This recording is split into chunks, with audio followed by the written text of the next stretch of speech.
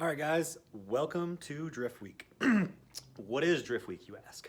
So, me and like 27 other drivers from all over the world, mostly all over the US because the world's kind of shut down right now, we're taking our silly cars and driving approximately 5,000 miles, for me at least, over the course of probably about 2.5 weeks to like 6 different tracks. Some of these tracks are multi-day tracks, so I think altogether there's like 9 days of actual drifting. So first I want to start off by kind of going over all the gear and things I have to take, and then we'll do a like build breakdown on the C6 that I'm actually taking.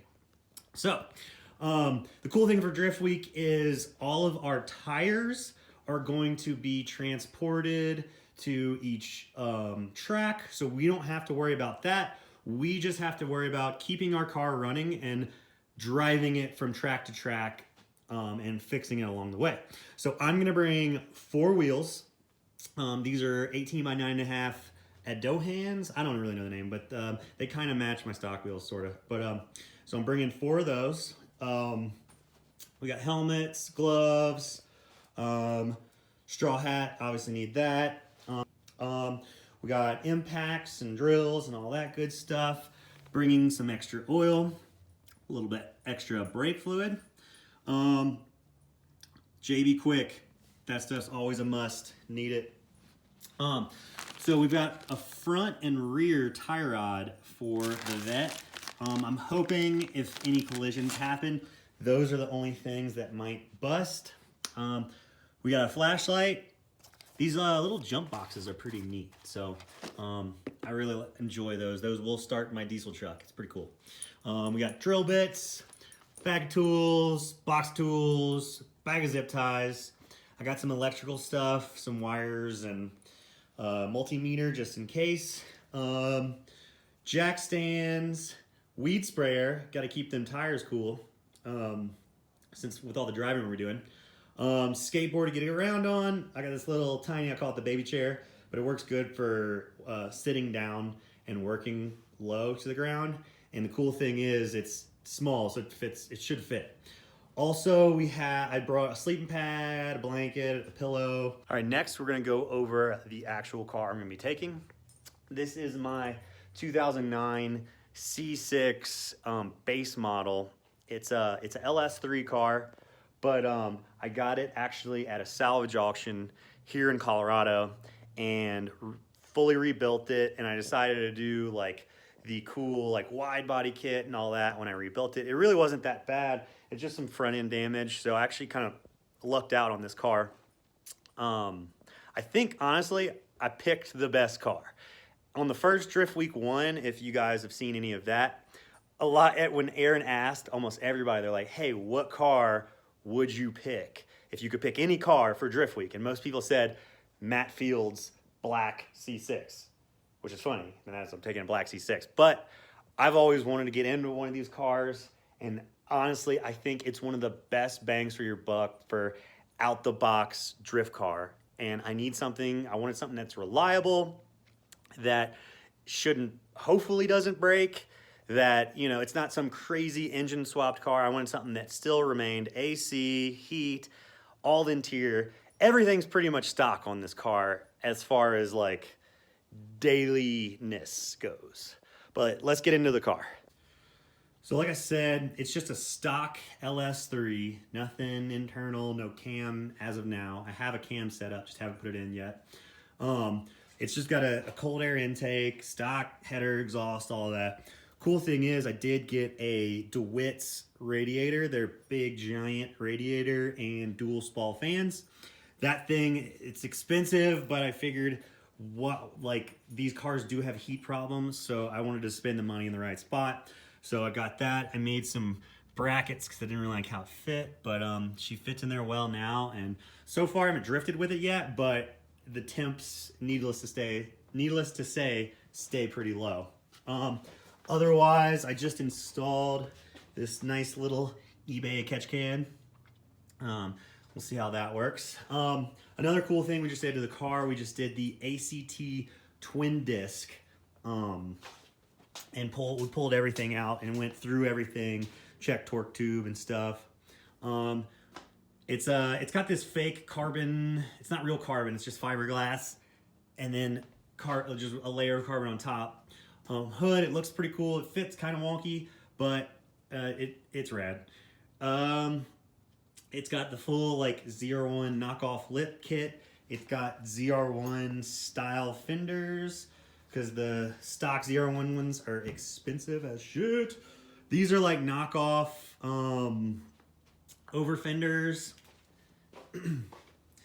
And then I built a cage in it and just try to keep as much interior as possible. As you can see, like pretty much full door panel. The bottom's hacked off, but everything fits in here pretty good. We got race quip harnesses and NRG seats on both of them. That's the Power by Max handbrake for a C6. It's on the dual caliper setup that Drift HQ makes. There's their little Woolwood caliper down there. The car is sitting on Silver's coilovers, just their basic coilover. They work pretty well. And I have the basic Power by Max front knuckle setup. Other than that, we got a Grip Royal steering wheel. I just mounted this nice little, it's like off of like a C3 Corvette like horn button. It doesn't do anything, but it matches the car. Oh, here, one of my favorite mods is after you put the handbrake in, you don't have cup holders, but not to fear. These are like $6 on Amazon and they work amazing. Need that if you delete your cup holder. The only other thing we really have on the car is we did a 390 rear end on it.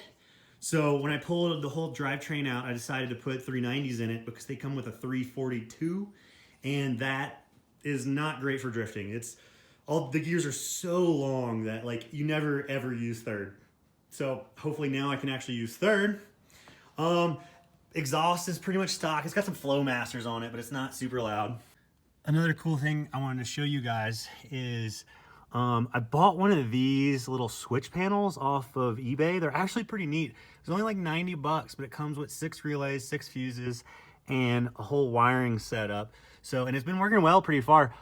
We've got an oil fan on right there for the oil cooler. Light bar, it's they only had certain stickers. It's like an off-road thing. That is for my neons, and then I had to put a horn on the car because when I put the NRG, it kind of got rid of the horn.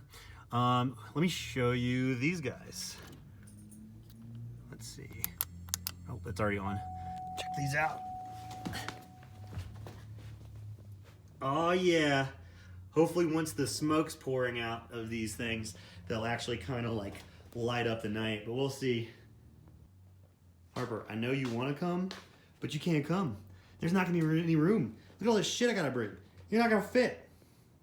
The funny thing is, me and my girlfriend take our 2 dogs to the mountains and like do mountain roads and stuff, and both the dogs sit back there and they'll like rest their head on the harness bar, and like it's funny, but they love riding in the back. So now the goal is to get all of that into that, and I have to leave enough room for like luggage and stuff. I haven't packed my clothes and that stuff, but I'm gonna try to get most of that in the passenger seat. So we're gonna see how much of this we can actually fit back there.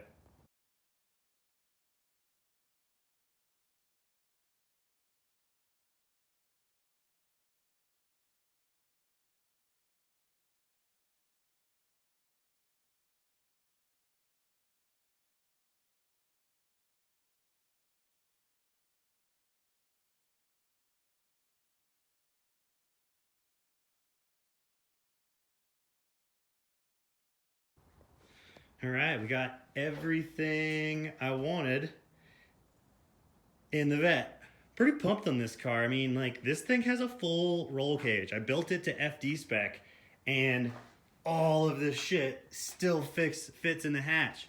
We got the four wheels, all the tools, skateboard, jack stand, jack, water sprayer, all that stuff's in there. And then all I had to put in the passenger seat is a helmet, and that's like a comforter thing. So that's crazy because all I've got left is just the luggage bags is really all the only thing else I need to bring is my clothes and like toiletries and stuff. Maybe like a water bottle, you know. But otherwise, we got everything we needed in the car, and everything's ready to go. The car is 100%. I drove it up to the mountains last weekend just to make sure it didn't do anything weird on the highway after doing the clutch and the gears and the radiator and all that good stuff. But everything's been working good. So we've got 2 days till we leave. So Saturday morning, we are out of here and headed southwest.